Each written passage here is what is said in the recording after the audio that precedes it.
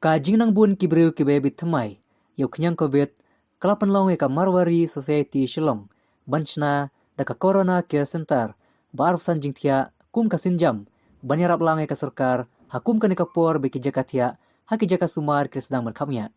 Hawa pentip yakane, umentri ka koi kakia ulong, bagatega kan hun kalkularu, man penbiang wat yakabam na kamta kitigi nongpang, kibawan tia sumar hangtei.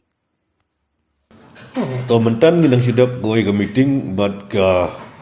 i DC yang East Castle Hills but MD NHM but kai Marori Society in collaboration with Marori Yuba Manch. Kini ki Marori Society dia lawan si Khamat bagian set up ya kadeka Corona Care Center damakihi voluntarily. Kin penbiang lu nadu ka barakhoy na sidong ke yunan kam kebadai benbu ya ke Corona Care Center kemudian hadu arfusan jingtia hangte apo balika school apo cantonment area Kiting Road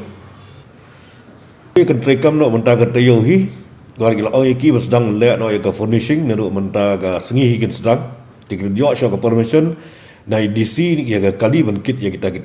tela da ong DC markfat hi menta ni dalam wa in aino hi yang permission yaki kenang begila onek kit ya kita ki tiar gitar kemudian kam hapo Corona Care Center kamde tangata ki ongru bikin volunteer ru wat ya ka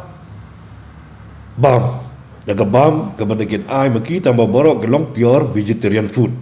kita ada ga bam vegetarian ya borok ki basong basa ha kate jaka ya gitu kemudian kam ya ka ni ka Corona Care Center dia saya ka kiwi-kiwi gijunan kamru kin volunteer himaki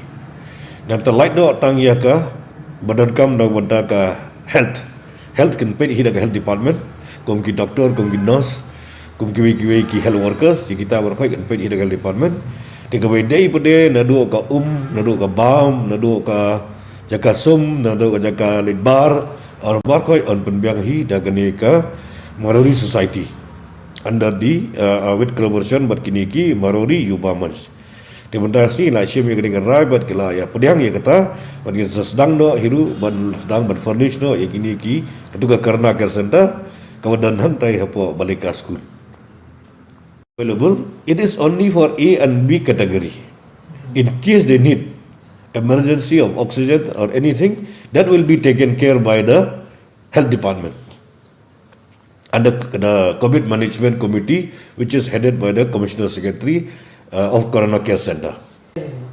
No, they don't have to pay anything. They have to go and stay there only for quarantine period.